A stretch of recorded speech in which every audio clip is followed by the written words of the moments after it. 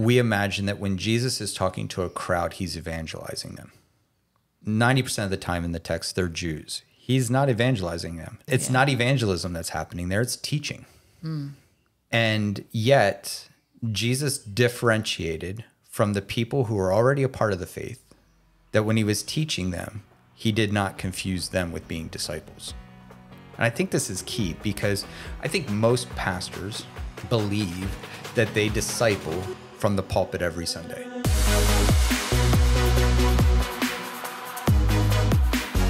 Hello, and welcome to the Ancient Jesus Future Faith podcast. Sarah's on break today, so it is Don Sheaver. Hello.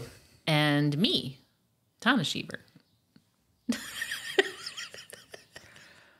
I don't know how to, I feel strange introducing myself. I don't know what it is. It is I, Tana Sheaver. Anyway, so today we're going to be talking about the Great Commission. And I'm going to start off by reading verses 16 through 19, which say, I believe this is the NIV that I'm reading from. Then the 11 disciples went to Galilee, to the mountain where Jesus had told them to go. When they saw him, they worshipped him, but some doubted.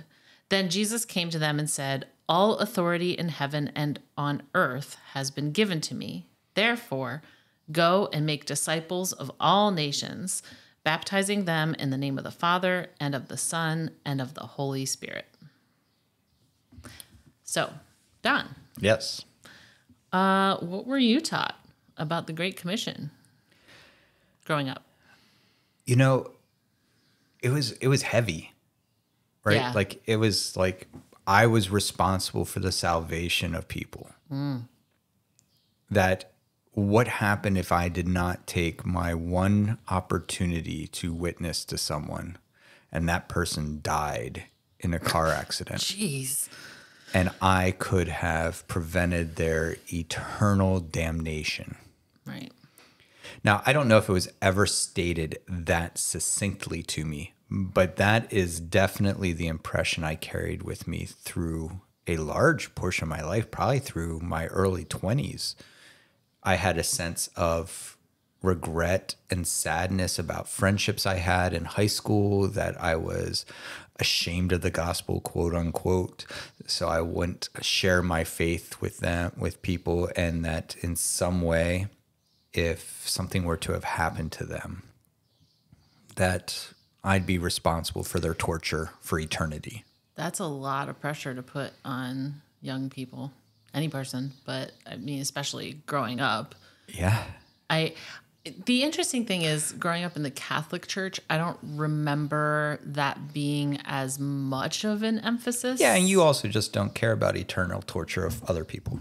Because only Catholics are getting into heaven. See, the laughter proves my point. Yes, I don't care. But I remember when I switched from Catholicism and started going to a Protestant church, I remember the Great Commission being emphasized a lot. Like growing up in the 90s evangelical sort of world, I felt like it was very, very much about getting souls, you know? Yep. Like it was very, you have to be an evangelist, and it is incumbent upon you to basically like preach at every single person you meet. And that didn't lead you to feel what I was feeling? So I don't remember feeling. And by the way, I want to say, I hope it didn't, because it was a horrible thing to feel, and it's a lie. Yeah, I would have to really go back and try to remember. The thing that sticks out to me the most was I was struggling with the idea that every single person had to be an evangelist and what that was supposed to look like. Yeah, that's a different kind of pressure, but still just a ton of pressure. Yeah, and it was so antithetical to who I was. Like, I was not going to be that person who gets on the plane, sits down, and looks at the person in the seat next to me and goes, "Do you believe in Jesus Christ as your Lord and Savior?" You know? Well, if you use that voice. Yeah, I'd probably get a lot of no, go away. But that was very much what was presented to me as the, like, that's what you should be doing.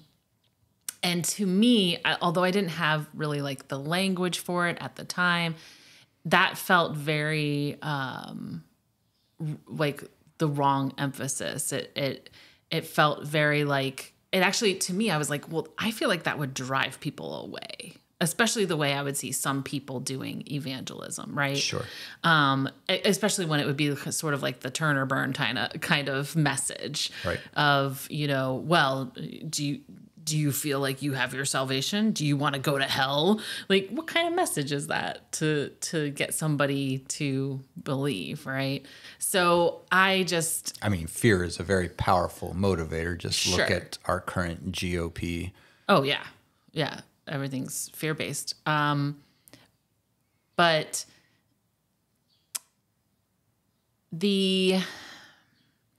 for me, it was trying to untangle that pressure of, oh, I'm supposed to be doing this thing. And then the guilt of, I'm not doing this thing because it makes me very uncomfortable and it is not my personality. And I wouldn't even know what to say to somebody. I wouldn't know how to argue with them if I needed to argue with them. You know what I'm saying? So, but I do remember that being like the goal. You have to save all these souls. And it was always about that and not about really helping anyone in any way.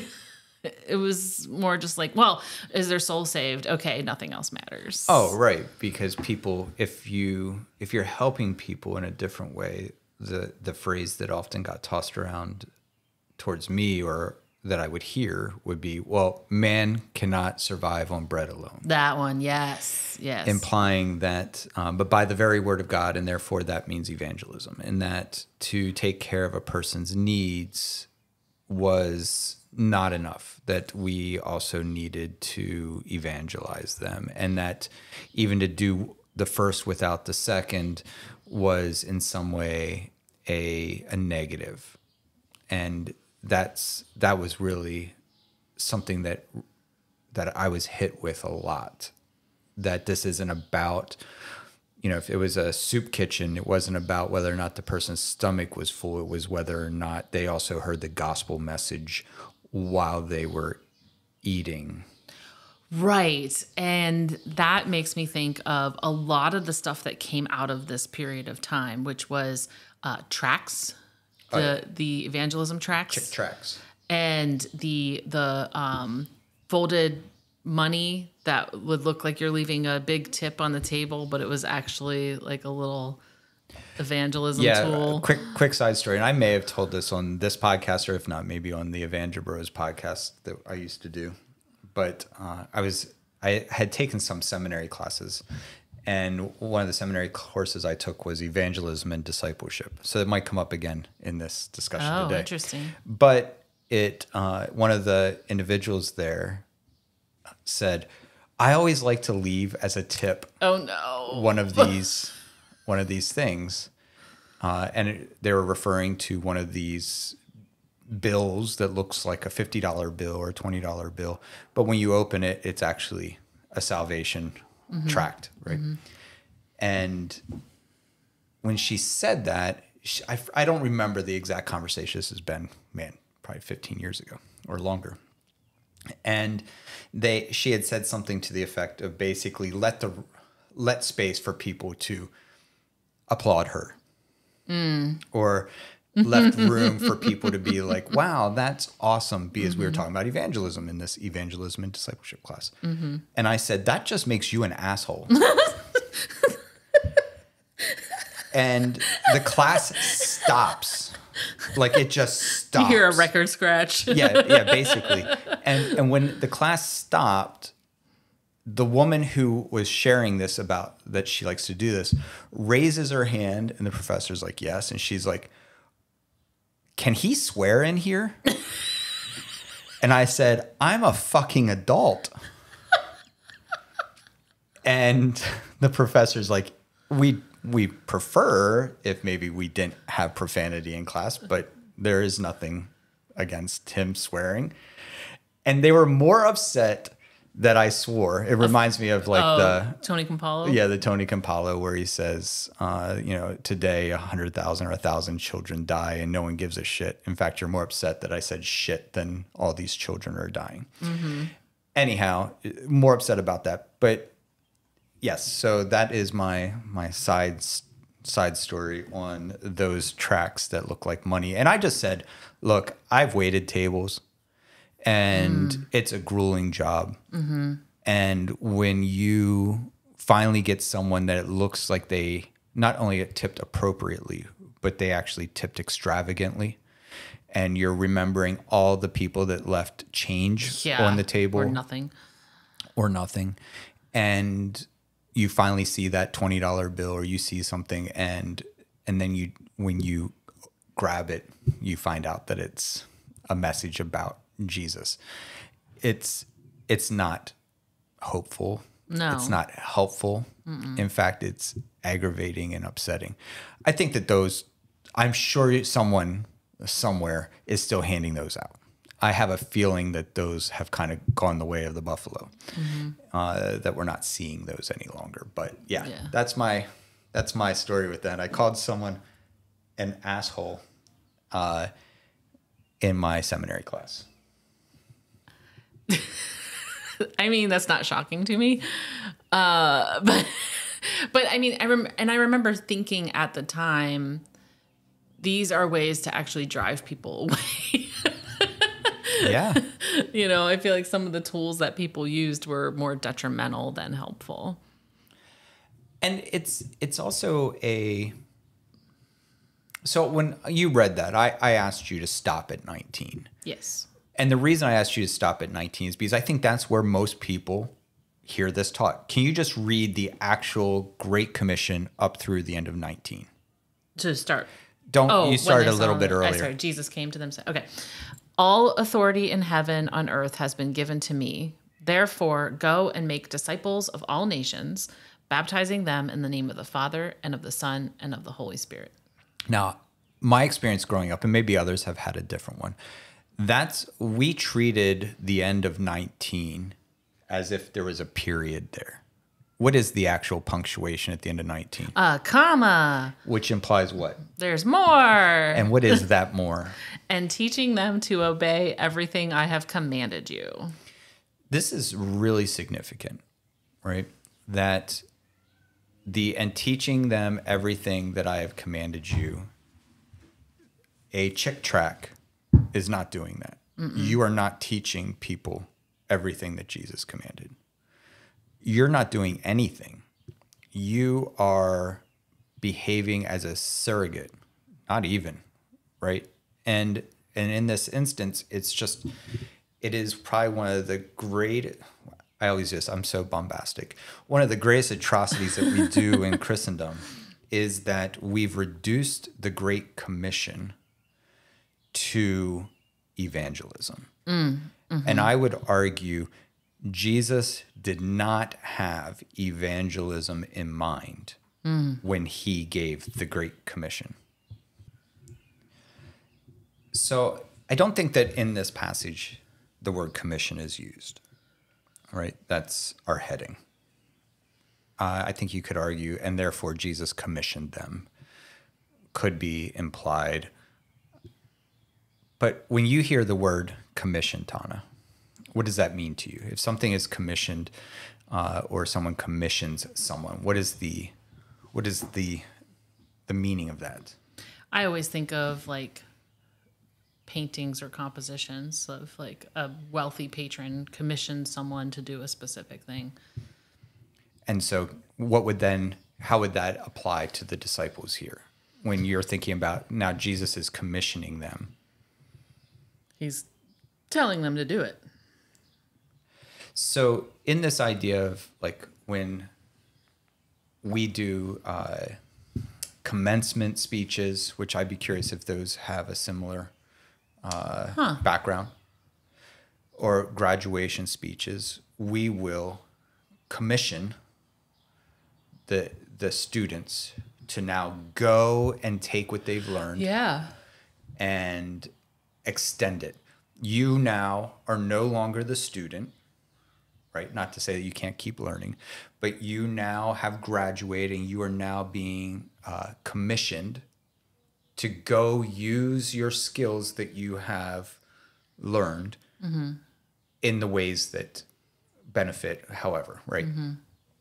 So if that is indeed the way that we should read this, then what kind of, does anything shift in this reading for you if you read it more from that perspective? Yeah, because then I couldn't make the connection at first with like the money part of like, oh, a rich patron pays money. But basically what that patron is doing by paying money to a painter, for example, is giving them the kind of giving them the tools they need to make the painting, right? Because they can take that money and go get the supplies they need, and it compensates them for their time. With a graduation, the students have learned, they have been taught these things all throughout the college experience. They are granted a degree, and so therefore they are equipped to go do the thing. So then that makes me think like Jesus is like, well, I have equipped you now. I have taught you. You have been with me. And so you now have the tools you need to go do this thing. Right. It's graduation day. Yeah. No, I'm being very serious. Yeah. This is the apostles' graduation day. And Jesus is saying, your discipleship with me is over. We've finished. We have completed your teaching. We have completed your education. And now your job, graduating discipleship school, is that you are now the discipler. And what does a discipler do? Disciples. And what does a discipler who is discipling do? So teaches, but also as an example. Like, it's not just like a classroom you would think of, you go and you listen to a lecture or whatever. The discipler takes them along with them, lives life with them, and acts as the example for how they should be, and also teaches them everything they need to know. Good job. So you seem so confident. So there's another passage that, and we'll circle back then to this because I think it's important to lay a little bit of groundwork. So there's a passage that might sound familiar to you and the listener that is, it says something to the effect of who gives you authority, right? And this is a really interesting moment. Jesus is doing something. Jesus is teaching. And someone's response to Jesus's teaching is, where does this man get his authority? Right? And that's an important question. And it's probably means something differently than what many of us heard growing up in the church. So when you hear that, and you think about, you may have never been taught on this specific passage that specific verse growing up, but compiling all the things you learned growing up in the church, whether it's the Catholic Church, Protestant Church, whatever, how would you imagine understanding that? Understanding the question of who gives you Yeah, what are they asking Jesus? Or what are they asking about Jesus? Who taught you? Who was your rabbi? So I think that is probably what most people would think. But the language used there actually implies something else. Because what it implies is that Jesus had a unique authority, quote unquote, to interpret the Bible. Okay. That Jesus had a unique authority where Jesus imagined he could say something such as, you have heard it said, but I tell you. Oh, right. Sound familiar? Yes, yes. Because that was basically a no-no unless you had this unique authority. Oh, right. Because you were only supposed to teach what?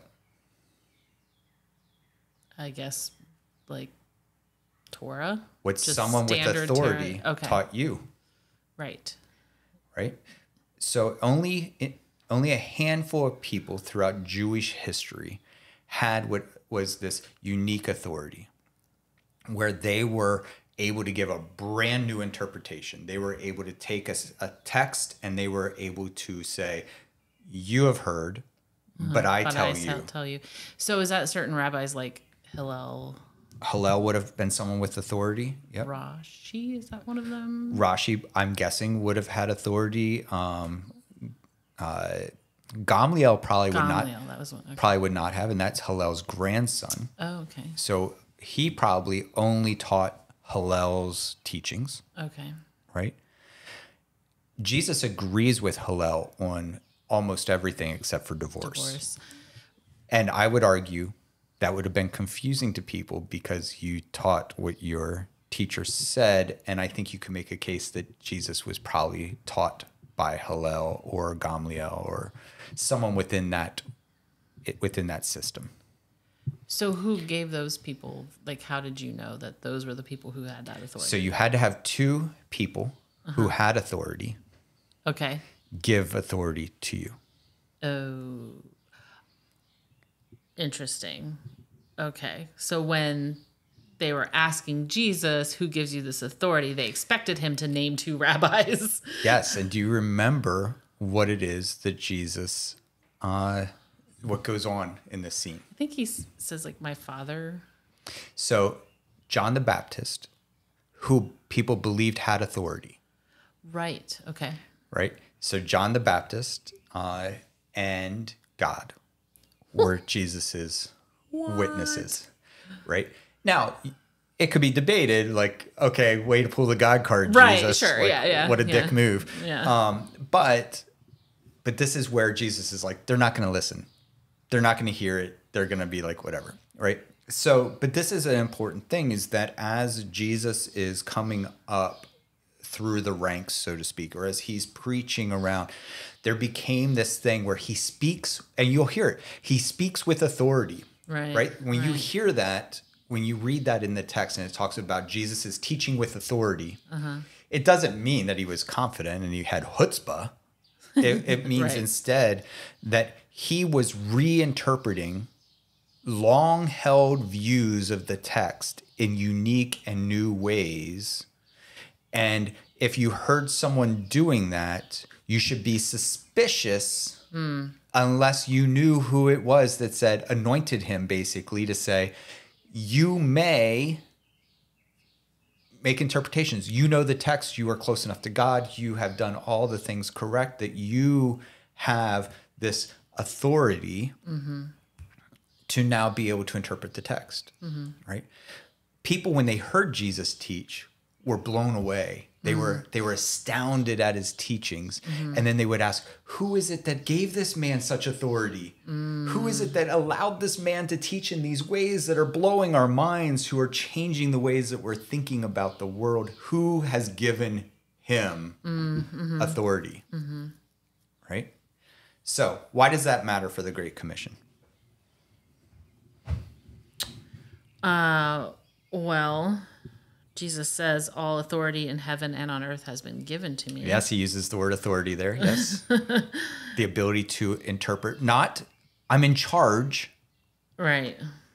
Right? Like, you have to understand, not I'm in charge and I'm king, but that I have an ability, or it's been bestowed upon me a uniqueness to see and understand the world and faithfulness and God. Yeah.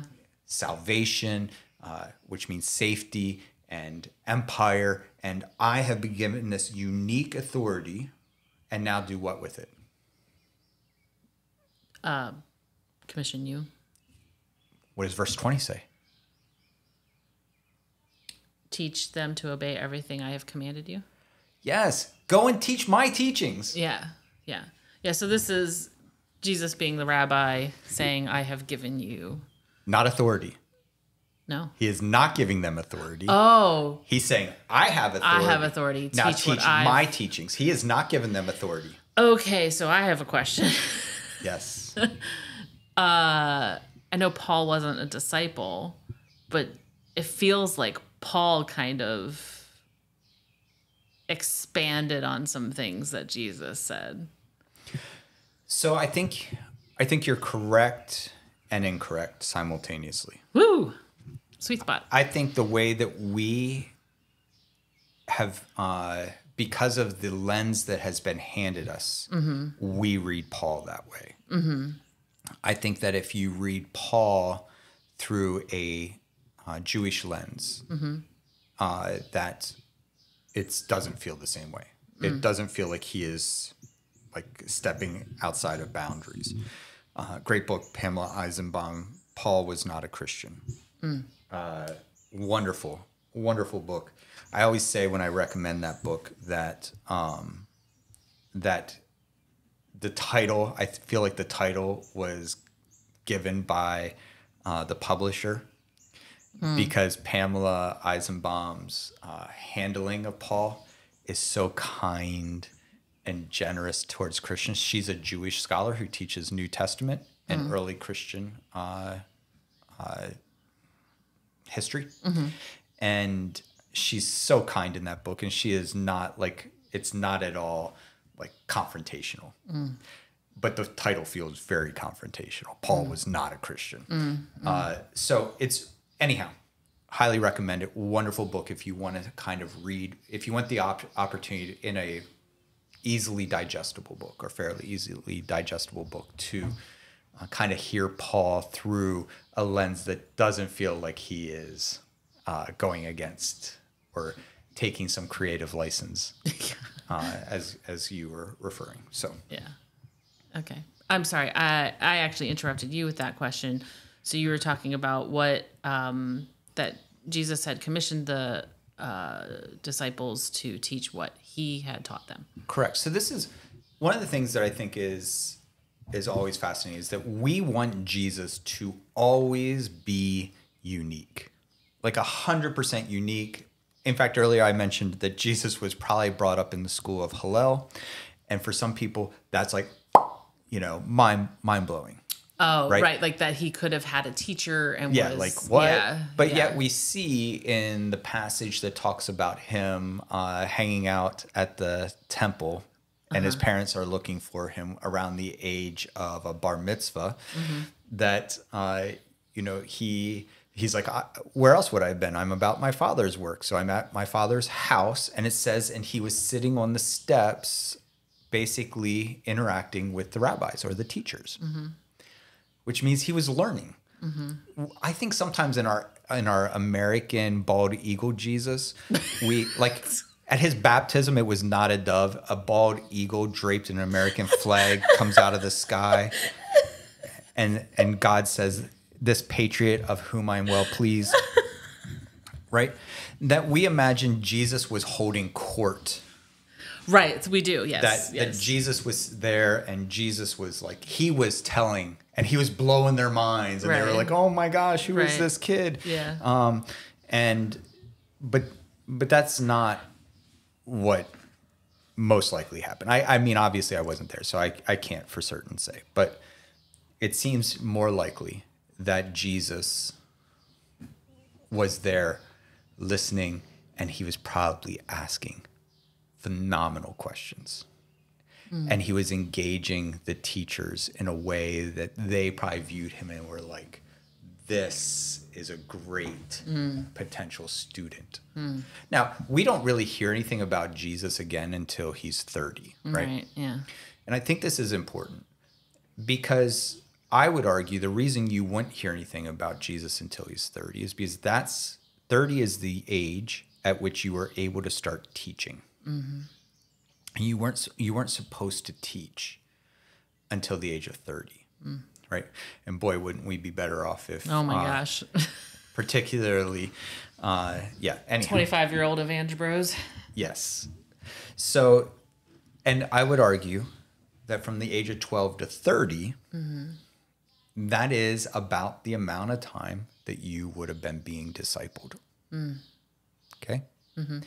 And because of that, I would argue Jesus, we don't hear anything about Jesus from 12 to 30 because he was in a yeshiva and he was being, I probably mispronounced that, but he was being trained to be a teacher.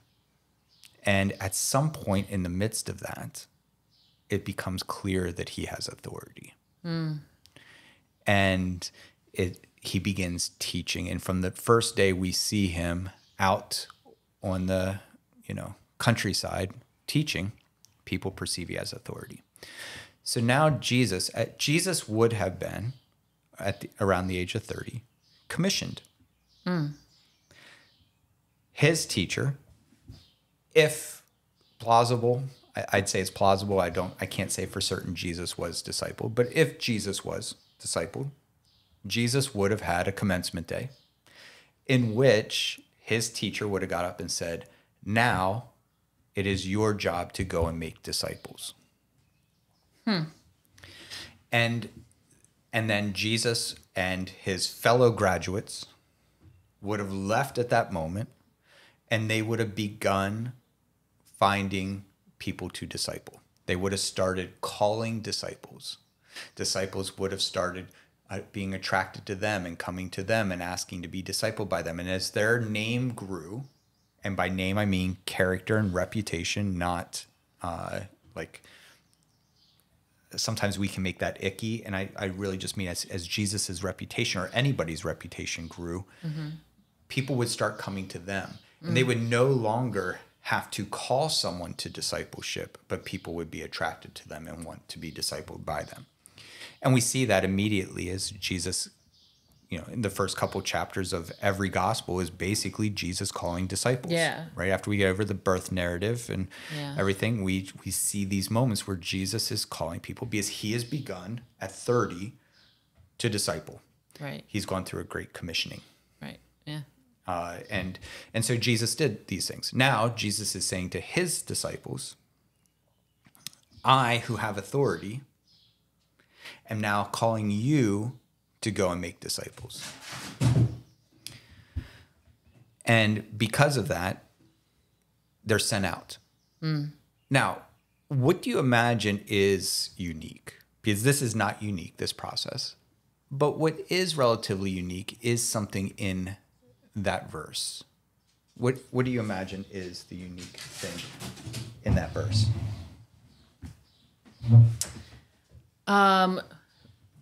So wait, which verse are you talking about?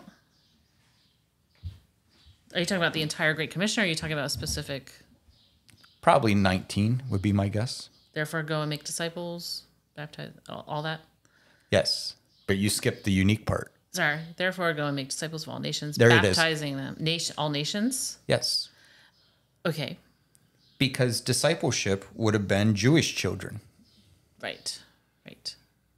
And one of the things that Jesus does that I think is interesting and unique, and whether this is something added by an author because the disciples or the apostles started doing this, I don't know.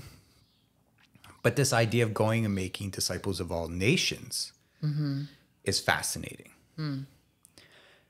Because that wouldn't have necessarily been something that one thought about. And I think it's important for us to recognize that Jesus had this perspective that, in the same way that Paul did, that now that the Messiah had come, that the four corners of the earth, this is not Paul pitching a flat earth. That the four corners of the earth would be brought under God. And that the glory of God, the presence of God, the well-being of God would fill the whole earth. And Jesus is saying to his disciples, go out and be prepared to teach these people who are now being drawn to that God. Not go out and convert people to this, but as people started to flock into the faith, as we see with Paul, more and more people started becoming interested. More and more people started to find the teachings of Jesus to be impactful, regardless of their faith upbringing, right? They started thinking about this more and more, and it started drawing a lot of people. And upon this, they have to be prepared. How do we teach these folks? And our last episode, we did the first episode of season 3. We talked about the Jerusalem Council in Acts 15. Because that exact situation arises. How do we teach these people that are now interested in this faith, who are Gentiles? Like, what are we supposed to teach them? And so the idea was that the disciples that just graduated were to go out and start discipling people. People that already were interested in Yahweh, but didn't have the teachings, didn't have the understanding, and their job was to go out and start calling these people into discipleship. Now, that's a huge difference between evangelism and discipleship. Right. Yeah. So if you had to, let's, this is always a tough game that we play almost every podcast where, the three of us, I know Sarah's not here today, but the three of us, we have a lot of years of thinking about the text differently. So we always kind of ask ourselves to put off some of that learning that we've done over the last, several years, decades, and think back to a time prior to that. So I'm going to ask you to do that, and I know it's always complicated. What would you have said was the difference between evangelism and discipleship earlier on in life? I'm trying to extract my current knowledge. Yeah, it's complicated. Yeah, it is complicated. I'd say a lot of us just never thought about it. I think what I probably would have thought at the time was kind of restricted to almost like a physicality. Like evangelism is going out and getting people to come to church, and then discipleship is what you do with them when they're there. I think that's probably maybe not stated, but I think that's probably what a lot of people think. Evangelism is the decision, discipleship is attendance. Yeah, and that really was, I felt like what it was kind of reduced to. Like discipleship was kind of like attending small groups and going to Bible studies. Like that was discipleship. Yeah. What's interesting is when we put our more current bald eagle Jesus into these settings, we imagine that when Jesus is talking to a crowd, he's evangelizing them. 90% of the time in the text, they're Jews. He's not evangelizing them. They already believe in Yahweh. Like, it's not evangelism that's happening there. It's teaching. And yet, Jesus differentiated from the people who were already a part of the faith, that when he was teaching them, he did not confuse them with being disciples. And I think this is key because I think most pastors believe that they disciple from the pulpit every Sunday. Yeah, I absolutely think that's what they think they're doing. But that's not discipleship. Right. That's teaching. That's teaching, yeah. And I can give you an example of that, right? So all these people come out into the wilderness to hear Jesus teach. We have a miracle of fish and loaves that happens. Right, okay. In the midst of all of this, there's a moment where the crowd is pressing up against Jesus. Jesus has just gotten out of a boat. It's within these few chapters of the fishes and loaves. Jesus gets out of the boat, and the crowd is pressing in. Yeah. The disciples are still in the boat. Okay. This crowd are all people that want to hear the teachings of Jesus. Yeah. They're all there to hear him. They're all there because what Jesus talks about when he talks about God and when he talks about faith is something that stirs their hearts. Yeah. Right? Jesus looks at them and says, he turns from the crowd and tells his disciples to cross the sea. I think that's such a profound moment. He's differentiating between crowd and disciples. Yes. Sundays at church are crowds. Disciples are something different. And I think that this is important because, one, Jesus didn't imagine that the 5,000 people that were there were his disciples. Sure, yeah. But I would argue that a pastor who has a church of 5,000 would be a bit confused as to who their disciples are. Yeah. And the other thing I would say is not everyone is called to be a disciple. Oh, interesting. And I think this is another high pressure thing. We were talking about the high pressure of evangelism. This is a high pressure thing that I think is unfair. Mm-hmm. When Jesus is at the temple and his parents are looking for him, he says, "Didn't you know I'd be about my Father's business?" So at the time of Jesus, the way things worked within Jewish culture, and I'm sure a lot of the surrounding culture as well, I don't know that this was unique to Judaism, was that whatever skill, because we're getting more into urbanization where there's trade and markets and stuff, and it's not just self-sustaining. And so people developed individual skills. His father, a carpenter, which most likely was more a mason than a carpenter, because there's not a whole lot of, it's not like there's forests everywhere. And so it's most likely a mason. Yeah.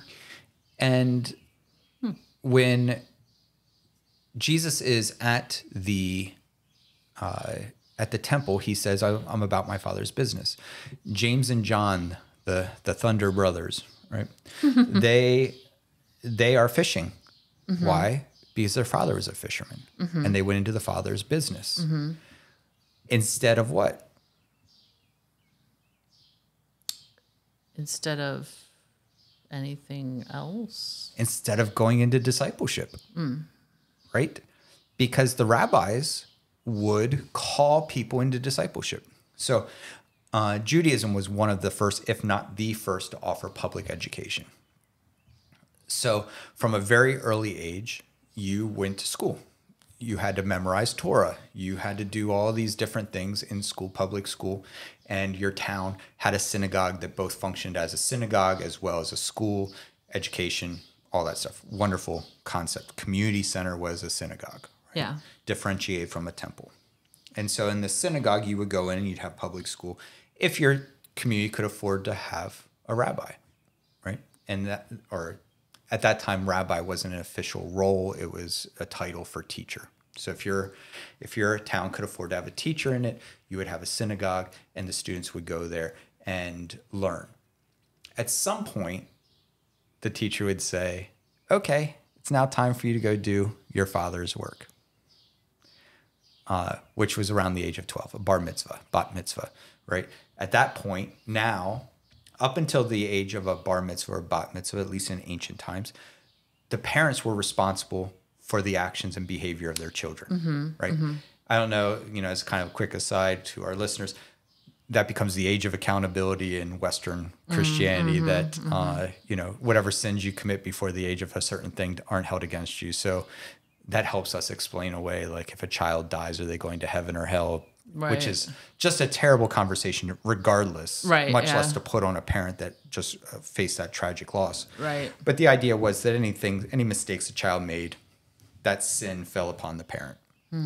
The parent was responsible for it. But then at the bar mitzvah, they then became responsible for their own actions, which was around the age of 12, which is when Jesus, and at that moment, as you become an adult, quote unquote, I realize 12 is not really what we'd consider an adult, but at 12, you gained a certain level of autonomy you didn't have prior, and you went into business. You either helped with the fishing, helped with the masonry or carpentry, helped with the agriculture, whatever it was, you then went into working. And not to say you didn't do any chores or anything prior to that, but at the age of 12 is when you really shifted, your schooling was over. Now, a unique few, and we talked about this a little bit again last podcast, that if they fulfilled a certain amount of things, they were able to go to grad school. And instead of being sent home to do their father's work, they stayed and studied under a rabbi. Okay. And eventually, they would become a teacher themselves. Yeah. And it was very few that ever became a teacher. Very, very few, right? So similar to if you think about the numbers from high school to undergrad to master's to PhD, the percentage of people that end up with a PhD Sure. is really small because not everyone's cut out to do a PhD, right? And they either don't want to, they're not good at it, whatever. Not everyone has, and we shouldn't all walk around thinking that we're terrible because we don't have a PhD. Right. Even though you, Dr. Sheaver, probably think that about all of us. Yes, I look down on everybody who does not have a PhD. I feel that daily. So in this picture, Jesus has surpassed, he has fulfilled the obligations to move on to grad school. And he becomes a teacher or a rabbi. Not official role like it becomes after 70 CE, but at this time was still called rabbi, which just meant teacher. And he becomes this teacher. And so he is now teaching people. And we have to recognize that not everyone is a disciple. Not everyone is a PhD. Yeah. And I'm not trying to put discipleship with PhD. I don't know which one I'd be putting down by doing that comparison. But what we need to recognize is it wasn't a disservice Right. for someone to not be a disciple. Right. But it was a unique and profound call. Like a parent would have. Like, have you ever thought about, like, what was James and John's dad's reaction when they dropped the frickin' nets, Right. leave them, Yeah. and go after Jesus? Yeah. Like, what do you think? What do you think their father's reaction to that was? Like, if we use our normal idea of all of this, Like a current kind of, yeah, like I think currently if something like that were to happen, the father would be mad. You're irresponsible. You drop the family business, and so also sad and hurt and yeah. Instead, what do you think he actually probably felt? like pride. Oh my gosh. Yeah. He was probably like, I'll clean the nets myself. Yeah. No big deal. Go get him. Yeah. Like, don't even let it slow you down. Yeah. Like I'll send clothes. Just go. Right. Like this rabbi walked by, saw my boys and saw something in them that I had always seen in them, but they got the short stick. They were never accepted because they were from Nazareth or wherever, right? Like they never got it anywhere. And this teacher comes by and everyone's talking about how he has authority. Yeah. And how he's this great teacher. And he sees my boys. Yeah. And he's like, you come with me. So I think that the scene is just really powerful and important. And I think it's also powerful and important to recognize that the people that Jesus didn't call to discipleship, who were fishermen, he still showed up and healed them. He still went out into the hillsides to teach them. He still looked at them and loved them. He still cared about them. They were still the most important things to them. And I think that we feel in some way that we're either disciples or we're not. And I agree with that. But it's more so like if like in or out, and that's not the case. Like I grew up in a church that, was very much anti Christmas and Easter's, like roll their eyes, like, oh, you only show up 2 times a year. Oh, I don't think Jesus got upset about that. I think Jesus looked at people that, it'd be strange for them to show up at Christmas and Easter when Jesus was around, but show up for his birthday party.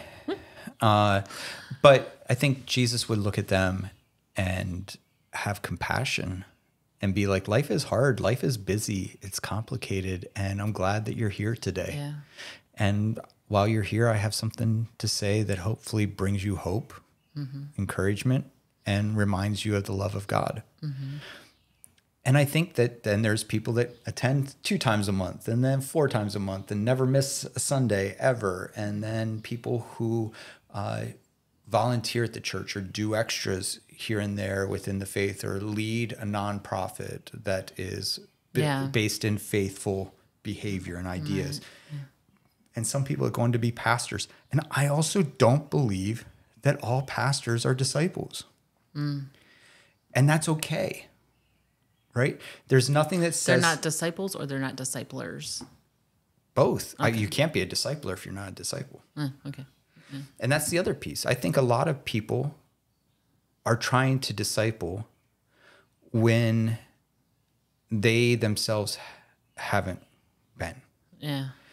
And it's important to understand discipleship can't look the way it did in Jesus's day, because we've lost that rhythm. Yeah. We no longer have someone like, I think about cabinetry, I think is such a great example. Like there's woodworkers who are just known and renowned woodworkers who have mentors, or they mentor younger people and they teach them. And what you do is you see that person's work 20 years later after they've done being apprenticed. And typically at this point, the mentor has died. And that's why you're starting to see their work instead of them just helping the master. Yeah. And you go, I can see all of the teachings of your master in your work. Yeah. And we don't have that anymore. We do that in certain things. I'd say martial arts is one that we do it. Like people follow a sensei or a teacher for a long time and they learn all about them. Yeah. But we don't have that very much in Christianity anymore. So a lot of people's discipleship is reading, studying, listening to a multiplicity of voices. But we need more people to consolidate that and then pour uniquely into individuals to help them learn, as opposed to, because that's very daunting to have to learn across all these things.